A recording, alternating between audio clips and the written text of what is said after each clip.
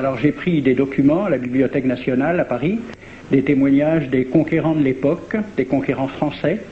D'abord, des extraits du bréviaire que l'on avait remis aux officiers et soldats qui s'en allaient en Afrique. Cela s'appelait « Aperçu historique, statistique et topographique sur l'état d'Alger ». Voici quelques-uns de ces extraits. Ces contrées sont des terres vacantes, abandonnées aux mauvaises herbes par la paresse et l'indolence des morts.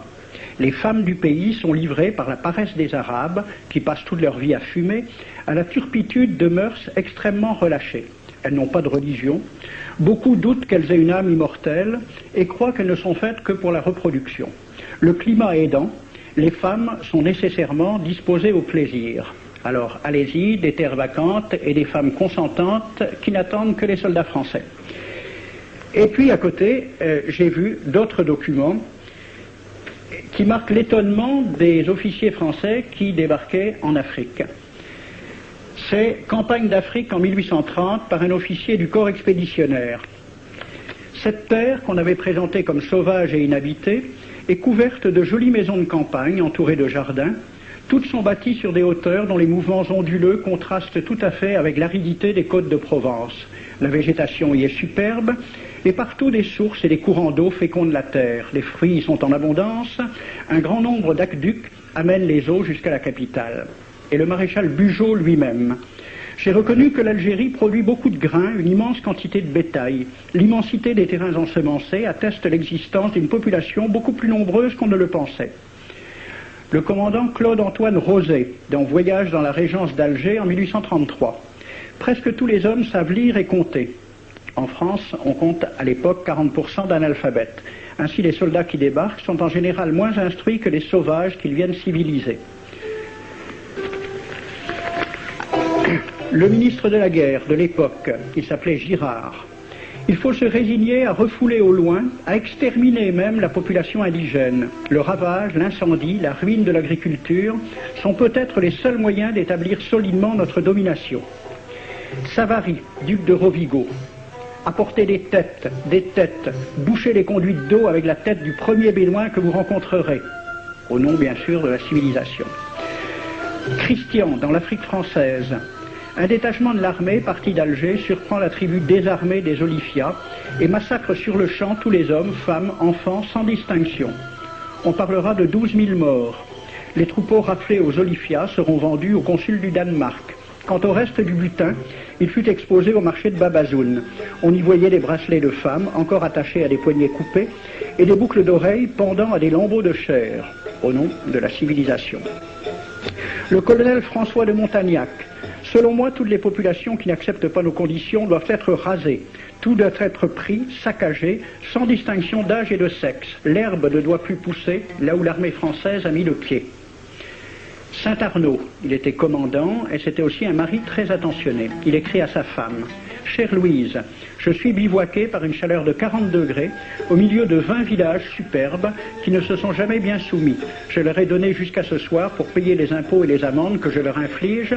S'ils ne s'exécutent pas, j'enverrai 3 colonnes brûler tout. » En juin 1845, la tribu des Ouled Riha, chassée de ses douars par les détachements incendiaires du colonel Pélissier, se réfugie dans des grottes de montagne. Ordre du maréchal Bugeaud. Si ces gredins se retirent dans leurs cavernes, imitez Cavaignac aux Béha, fumez-les à outrance comme des renards. Voici le récit d'un témoin, français bien sûr. Voir au milieu de la nuit, à la faveur de la lune, un corps de troupes françaises occupé à entretenir un feu infernal. Entendre les sourds gémissements des hommes, des femmes, des enfants et des animaux, le craquement des rochers calcinés s'écroulant. Le matin, quand on chercha à dégager l'entrée des cavernes, gisaient des bœufs, des ânes, des moutons. Parmi les animaux, entassés sous eux, on trouvait des hommes, des femmes, des enfants. J'ai vu un homme mort, le genou à terre, la main crispée sur la corne d'un bœuf. Devant lui était une femme tenant son enfant dans ses bras. Cet homme avait été asphyxié au moment où il cherchait à préserver sa famille de la rage de cet animal. On a compté 760 cadavres. Le 8 mai 1845, Saint-Arnaud découvre 500 Algériens qui s'abritent dans une grotte entre Ténès et Mostaganem. Saint-Arnaud ordonne à ses soldats de les emmurer vivants. Il écrit « Je fais boucher hermétiquement toutes les issues et je fais un vaste cimetière. La terre couvrira à jamais les cadavres de ces fanatiques. » C'est à peu près ce qu'ont dit les Allemands en massacrant le village d'Oradour-sur-Glane. Montagnac, toujours lui, le colonel. Voilà comment il faut faire la guerre aux Arabes. Tuer tous les hommes jusqu'à l'âge de 15 ans. Prendre toutes les femmes et les enfants.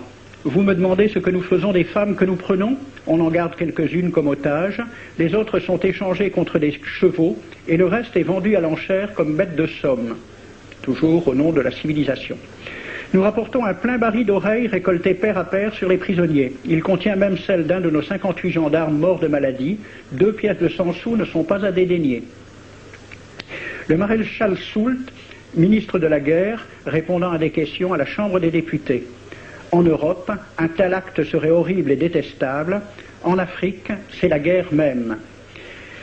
C'est la guerre même, c'est du moins ce que dit le ministre français, mais en face, voici un décret pris par l'émir des Arabes, l'émir Abdelkader. Tout Arabe qui amènera vivant un soldat français recevra pour récompense la somme de 8 douros. Tout Arabe qui aura un Français en sa possession sera tenu de le bien traiter et de le conduire le plus promptement possible, soit devant le califat, soit devant l'émir lui-même. Dans le cas où le prisonnier aurait à se plaindre de mauvais traitements, l'Arabe n'aura droit à aucune récompense. À la lecture de ce décret, question d'un soldat algérien, quelle récompense pour un prisonnier vivant?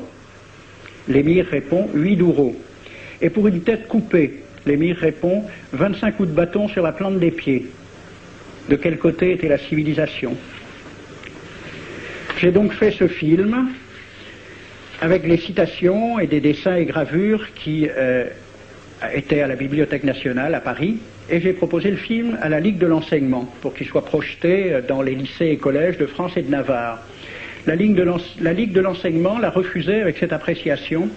Quoique très correctement réalisé et basé sur des documents indiscutables, ce film va à l'encontre de toutes les idées qui servent de base à l'enseignement de la pénétration française en Afrique du Nord, ce qui rend sa diffusion impossible.